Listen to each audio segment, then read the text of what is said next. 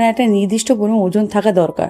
অতিরিক্ত যদি ওজনটা হয়ে যায় তাহলে সেটা হাড়ের সমস্যা যেমন দেখা দেয়, জয়েন্টের উপর প্রভাব ফেলে, আর এর সঙ্গে আসে আমাদের কার্ডিওভাস্কুলার ডিজিজ মানে হার্ট প্রবলেম।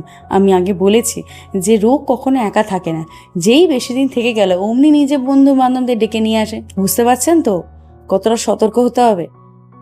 भाईसाहब कुछ ज्यादा नहीं हो गया ये? পঞ্চম, শুয়ে বসে থাকা বা সেডেন্টারি লাইফস্টাইল লিড করা।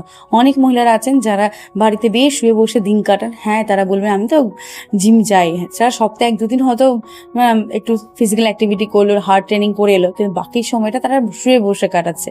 এইটা একটা মারাত্মক ভুল কাজ। এই সেডেন্টারি লাইফস্টাইলটা স্লো পয়জনের মতো আজকাল আমাদের জীবনটাকে শেষ করে দিচ্ছে, কাদা কাদা রোগের আধিক্য বাড়িয়ে। What? Bro, what are you talking about, man? তাই চেষ্টা করুন নিজেদের ফিজিক্যালি অ্যাক্টিভ রাখা, পর্যাপ্ত পরিমাণে ঘুম নেওয়া, ঠিকঠাক খাওয়া দাওয়া করা, মন ভালো রাখা। আমাদের শরীরের ব্যথার থেকে না মনের ব্যথার জন্য আমাদের অনেক রোগ হয়ে যায়, তাহলে মনটা ভালো রাখার চেষ্টা করুন। তবেই কিন্তু আপনি হাড়ের সমস্যা কেন যে কোনো শারীরিক সমস্যা থেকে নিজেকে ঠিক রাখতে পারবেন। এই মাদার্স ডেতে আজকে একটা কথা দাও যে তোমরা তোমাদের মাদের প্রতি যত্নবান হবে।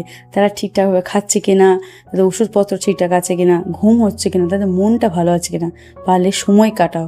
হতেই পারে তোমরা কাছে নেই কিন্তু পাশে ঠিক থাকতে পারবে, চেষ্টা করলে উপায় হয়। কারণ মা আমাদের সঙ্গে সারা জীবন তো থাকবে না, যে কটা দিন আছে সেই কটা দিনই আনন্দ করে হই হই করে কাটাও।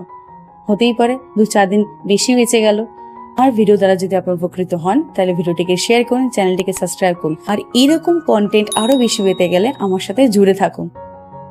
ভালো থাকুন, সুস্থ থাকুন।